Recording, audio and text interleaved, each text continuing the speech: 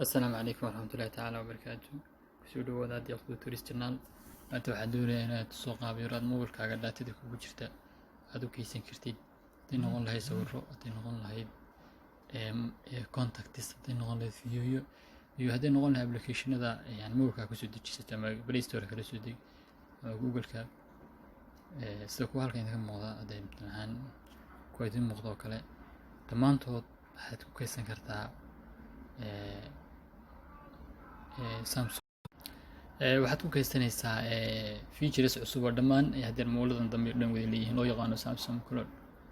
marka si aad u keysatid datadaada dibna uga heshid hadhow haddii mobilkaaga kaa xumaado ama kaa jabo ama cilad kale ku timaado waxaad u baahan tahay inaad leedahay Gmail account ama Yahoo ama Hotmail hadday ka isticmaashid datadaada waxaa awood u leedahay mobilka dambe ood qaadatid inaad dib ugu soo ceshato iyadoo waxba kaa bixin dhammaan inta idin soo sheego aan hal mar kaa bixin. marka sibyo fudud weeye marka ayaa soco. marka hore waxaad tegaysaa halkaas setting ku qoran tahay.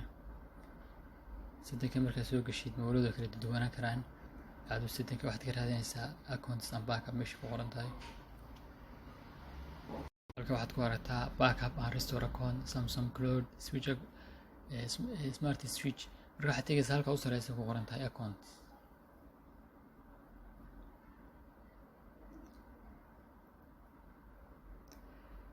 kabacdi waxaa leedahay add account. google ha kasii dooranaysaa.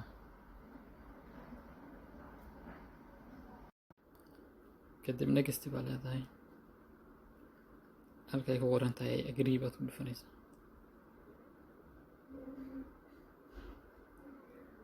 dib baad ooga noqonaysaa waxaad tegaysaa markan Samsung Cloud meesha ku qoran tahay.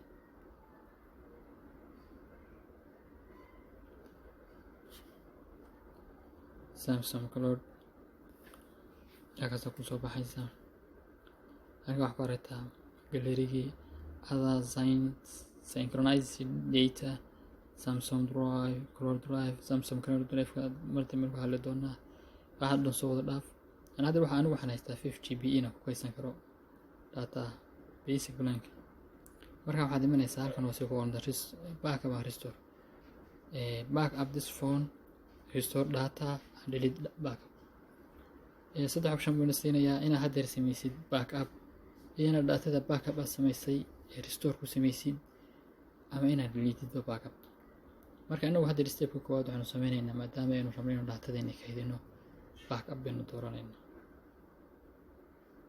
backup markaynu halka waxaa available ayuu kugu yiri aniga iska soo dhaaf. select all datadaada oo dhan baad dooranaysaa. allow permission. marka haddaad aragtay phonekii, nambaradii, messagedii, contactskii halkaa waxaad ku aragtaa apps oo kale dokumentiyada, qoraaladii, waxyaalo oo dhan kugu jira everything. kabacdi waxaad taabanaysaa halka ku qorantay backup. kabacdi waxa fiican inaa marka u baahan tahay inaa wifi ama isticmaashid ama aduu daato high speed markaa sameynaysid inta badan majority-ga backup wifi buu u baahan yahay ama hotspot isticmaal. hotspot aad isticmaashid ama wifi labada midkood ama internet wadba waxaad adigu magaranaysa.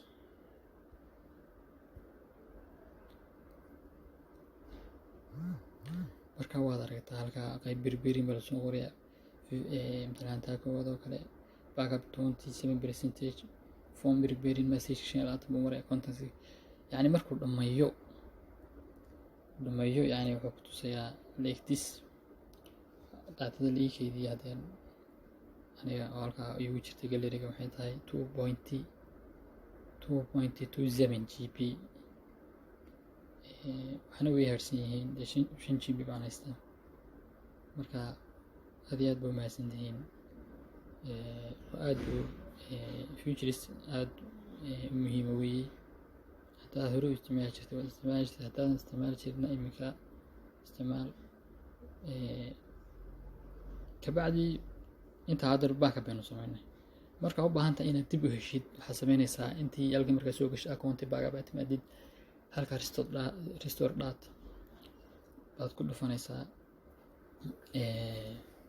yani mobile kale aad gelisay ama mobilkaaga baa format garaysay oo format garayn karta mobilkaaga halka adoo backupka kugu jirto datadii kabacdi dib baad waxaa loo restore dhammaan datada oo dhan in haddeer backupkeeda qaadnay ayaa dib lagu soo gelaysaa iyadoon hal mar kaa maqnayn hal mar nambaradii u dambeeyey aad wacaysay marka youtube channelkayga haddaad ku cusub tahay subscribe saar faalladaada waa noo muhiim kawantiga ayaa aragtidaada aad iyo aad u mahadsantahay